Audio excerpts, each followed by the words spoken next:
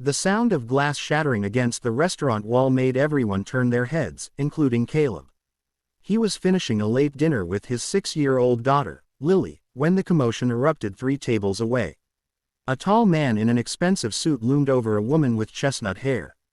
His face twisted with rage as he towered above her. "You think you're better than everyone else, don't you?" The man growled, his voice carrying through the now silent restaurant. "Just because of your family name." Caleb instinctively shifted in his seat to block Lily's view. This wasn't something a child should see. The woman stayed seated. Her posture was tense but dignified despite the humiliation. When she spoke, her voice was quiet but firm. "Marcus, you're making a scene. Please, sit down or leave." Marcus laughed bitterly. "Oh, I'm leaving. Fine. And you can pay for this disastrous dinner with your precious millions." He tossed his napkin onto the table and stormed out, leaving behind a wave of awkward silence. Caleb turned back to Lily, whose wide eyes reflected a worry far beyond her years. "Is that lady okay, Daddy?" His heart swelled with pride at his daughter's compassion. "I don't know, sweetheart. Let's just finish our mac and cheese." "Okay." But Lily's attention lingered on the woman, who now sat alone, staring at her untouched plate. The restaurant's chatter slowly resumed, but Caleb noticed how people still cast glances her way, whispering behind menus. "She looks sad," Lily observed softly. "Like when Mommy left." The simple comparison hit Caleb hard. 3 years had passed since his wife decided family life wasn't for her, leaving him to raise Lily alone. It hadn't been easy balancing his job as a high school English teacher with single fatherhood, financially and emotionally stretching him thin, but somehow, they managed. "Sometimes adults fight, Lil. It's not really our business." "But now she's all alone," Lily said, pushing away her plate. Caleb sighed, recognizing the stubborn set of her jaw. When Lily had that look, she couldn't be persuaded otherwise. He glanced at the clock. It was already past bedtime on a school night. "We need to go home, sweetheart. It's late." When they stood to leave, Caleb paid their modest bill and helped Lily into her jacket. They had to pass by the woman's table on their way out, and Lily deliberately slowed her steps. The woman looked up as they approached, and Caleb was struck by her eyes, deep brown with flecks of amber, rimmed with unshed tears she was too proud to release in public. She offered Lily a faint smile, which made the girl stop completely. "Your hair is pretty," Lily announced with the disarming honesty only children can manage. "It looks like autumn leaves." The woman's expression softened instantly. "Thank you. I like your unicorn shirt." Lily beamed, tugging at the sparkly fabric. "Daddy bought it for my birthday. I'm 6 now." "That's a very important age," the woman said seriously. Caleb laid a gentle hand on Lily's shoulder.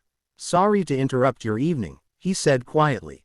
"We were just leaving." The woman's gaze shifted to him, and for a moment Caleb felt oddly exposed, as though she could see through the careful facade of a man holding everything together. "It's not an interruption," she assured him. Your daughter brightened what was a very bleak evening. There was a note of genuine weariness in her voice that made Caleb hesitate. "Will you be all right? That was quite a scene earlier." She waved it off. "Oh, that was just Marcus being Marcus. Unfortunately, it isn't the first of his tantrums." She paused, then added more firmly, "But it will definitely be the last." "Did he bring you here?" Caleb asked. A flicker of awareness crossed her face. "Yes, actually. I suppose I'll need to call for a ride." Lily tugged Caleb's hand. "Daddy, we can take her home. Like when you helped Miss Peterson when her car broke." Heat rose to Caleb's cheeks. "Lily, I'm sure the lady can arrange her own transportation. We don't want to intrude." The woman studied them for a moment, then smiled. A real smile this time, not the polite mask she had worn earlier. "Actually, I'd appreciate a ride, if it's not too much trouble." "I'm Natalia Donovan. Caleb Alexander," he replied, offering his hand. "And this is my daughter, Lily." Natalia's handshake was firm, her skin soft against his calloused palm. "Nice to meet you both. And I promise, I live nearby, just downtown." Downtown meant high-rise apartments Caleb could never afford on a teacher's salary. "We're heading that way anyway," he lied smoothly, not wanting her to feel like a burden.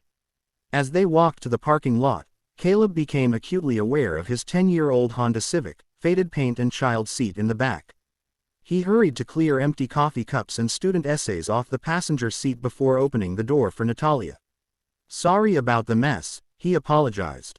I grade papers during Lily's dance classes. You're a teacher? Natalia asked as she settled in, showing no trace of judgment. High school English at Roosevelt, he confirmed, helping Lily into her booster seat. 10th and 11th grade. That must be rewarding, Natalia said, and something in her tone made him believe she truly meant it. As they drove, Lily chattered about her first-grade adventures and her best friend, Emmy. Caleb noticed how attentively Natalia listened, asking thoughtful questions that delighted Lily. Turn left at the next light, Natalia eventually directed. I'm in the Archer building. Caleb couldn't hide his surprise. The Archer was one of the city's most exclusive addresses, complete with a doorman and panoramic views of the skyline. He had passed it many times but never had reason to stop. Impressive building, he commented neutrally as he pulled up to the entrance. Natalia smiled. It's home. Thank you both for the ride. She turned to Lily in the back seat. And thank you for cheering me up tonight, Lily. 6 really is a magical age. She reached for the door handle, then paused. I don't suppose. Would you like to grab a coffee sometime, Caleb, as a thank you for rescuing me tonight? The invitation caught him off guard. Women like Natalia, elegant, refined, living in luxury towers, didn't usually invite men like him for coffee. But something genuine in her expression made him nod. I'd like that. They exchanged numbers, and Caleb watched as she disappeared into the gleaming lobby, greeted by name by the uniformed doorman. I like her, Daddy, Lily declared as they drove away. She smells like cookies. Caleb chuckled. She does, huh? Can we see her again? We'll see, Lil. Now let's get you home and into bed.